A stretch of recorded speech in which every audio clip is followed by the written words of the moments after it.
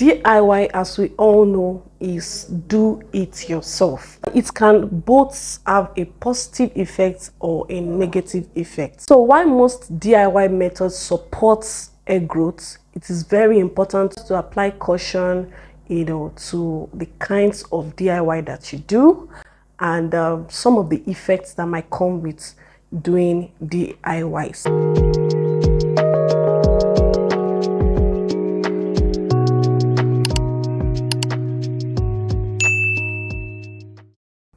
So in today's video, I'm going to share my thoughts on why DIYs may not be the best way to go as regards to your natural hair growth journey. Let me put this disclaimer out there. I'm in no way trying to say DIYs are bad. That is why I would encourage you to watch this video to the end so that you get the full details of what I'm going to be, saying. You'll understand it. I believe that we should apply wisdom and knowledge in every little things that we do. So this is just to put that out there. I'm saying this from a place of experience, from what I have experienced, what I feel, what I think, and also what I have researched. So make sure you do your own findings before jumping into conclusion. And the first thing that I like to say is that the reason why I feel DIY methods is not the best way to go is because, number one, many of us lack the expertise to doing these DIYs. While it's also encouraging to do stuff yourself, use things that you have that are natural, it's also very important to apply caution, like I said. Because most of these things we do, DIYs is just something you just mix concoction together. They are called concoction, whether you like it or not. Mixing things together that you feel are good, probably because you've heard someone say it, or because it's a trend, or because it's something that you've seen work out for someone else.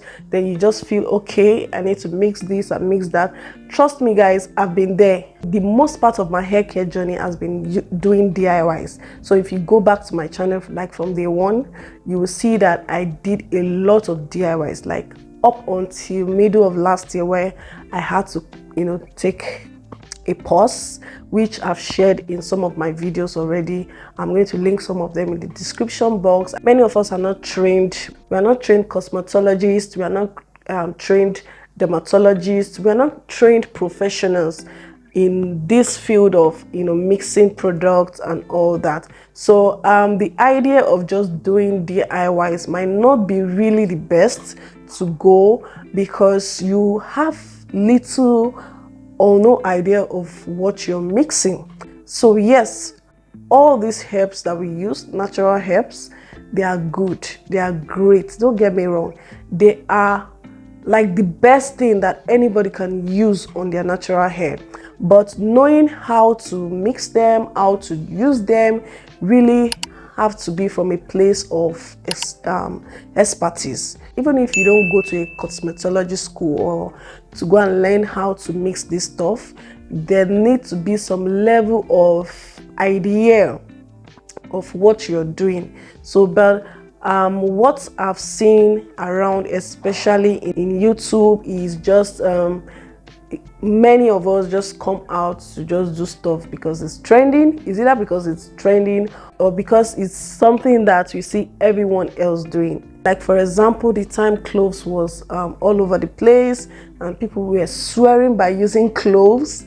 There are still some people who came out to say cloves destroyed their hair. It's not because cloves is bad, but because we are unable to detect some of these ingredients that may have some properties that might not be okay for certain kind of hair. So you just generalize and say, okay, because it's trending, and you just use them without having a bit of idea or knowledge about that particular herb or DIY portion you're trying to make. Do your check and balances before you jump on any DIY trends. Then number two reasons why I feel like DIY methods may not be the way to go, because of risk of improper product formulation. So like I said initially, you're not a dermatologist, you're not a cosmetologist, you're not a professional in the field of using these herbs or formulating products, and mixing some of these things you might risk the wrong formulation and thereby causing some damage to your natural hair that you never even planned for. I'm not saying there aren't people who have done this and have succeeded in it, but I'm saying for the most part, the reason why we have a lot of people, you know, who jump on trend and they've later come out to say this thing ruined their hair is not because of that herb or formulation or products that they've used. It might be from a place of them not knowing the right way to formulate those products, to mix those ingredients together, what and what quantity and stuff, to be able to get the right, you know, formulation. So they risk getting their hair damaged, they risk, you know, scalp irritation. Yeah, you see some people complain about scalp irritation and you don't know where that is coming from. So this might just be the reason why. Number 3 will be inadequate knowledge of hair and scalp condition. You might be undergoing some underlying hair and scalp condition and you don't even know about it.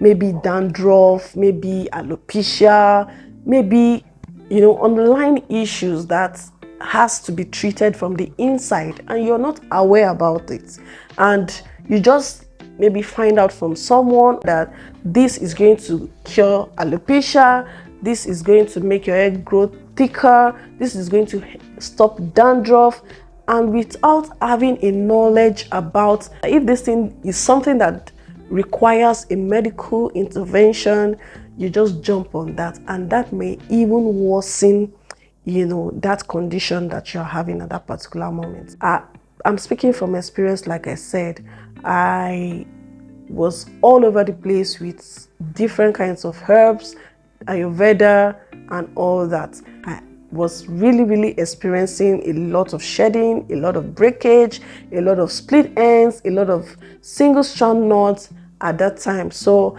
I had to, you know, take a pause, understand what was going on and why I was having those issues. So I had a lot of setbacks as regards that because I was putting too much into my hair. And if you study most of these ingredients, you'll see that they almost have similar properties, like similar functions. And when you're treating a kind of thing, you don't just use different things to cure that thing. You can try something out, and if that doesn't work, then you have another recommendation to try something else. But I was doing everything all at once, which my hair couldn't stand because I have a fine strand, like my S strands are fine. So it was just too much. It was like an overload of a lot of things. So I had to stop, and ever since I stopped, you know, doing too many things at the same time, you know, going all in, I've noticed a change in my hair. So the 4th reason why I feel DIY is not really the perfect way to go, especially for those of us that are inexperienced, is because of lack of standardized measurements and guidelines.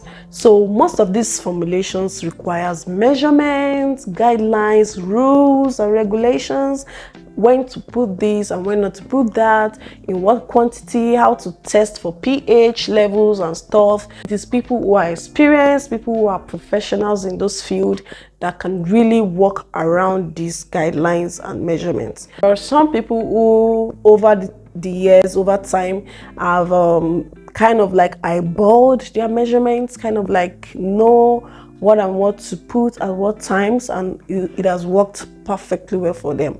But for those of us that don't understand these rules and measurements and guidelines, please, it would just be best to stay off it or buy already made products, already made formulations that have already been tested and tried, you know, and you'll be good, trust me. Ayurveda is not the problem, herbs are not the problem, but it is in the inexperience of those that use them, and it eventually had a negative side effect on their hair growth. So the last but not the least will be misinformation.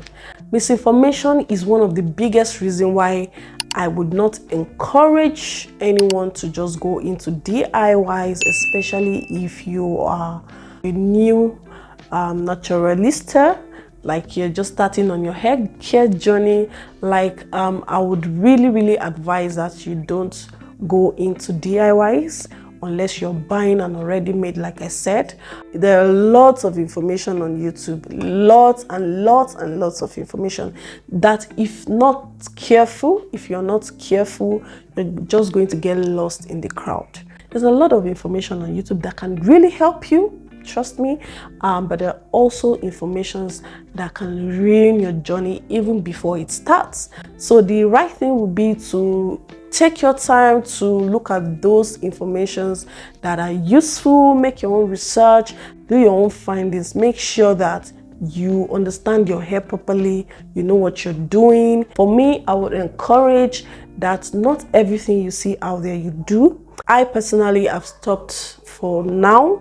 I've stopped using any form of DIYs, you know. For now, I'm just doing me. I'm being as simple as I can, but I don't try to do too many things or use too many DIYs products at the same time, because that is the issue. When you overload too much, today you're doing fenugreek, tomorrow you're doing cloves, tomorrow you're doing rosemary, the next day you're doing too much without understanding your hair and what it can take per time. That is the reason why most people experience those negative results. If at the end of this you choose to do DIY products, please make sure you seek the right information, make sure you do your research, make sure you ask questions, you know, find out from people who have it working out for them, know what works for you, understand your hair type, what it can take per time, and you'll be good. This is all I wanted to share with you guys. I hope you learned something from today's video. I hope you enjoyed it. Don't forget to like, share, and subscribe to this channel. I'll see you guys in my next one. Bye bye.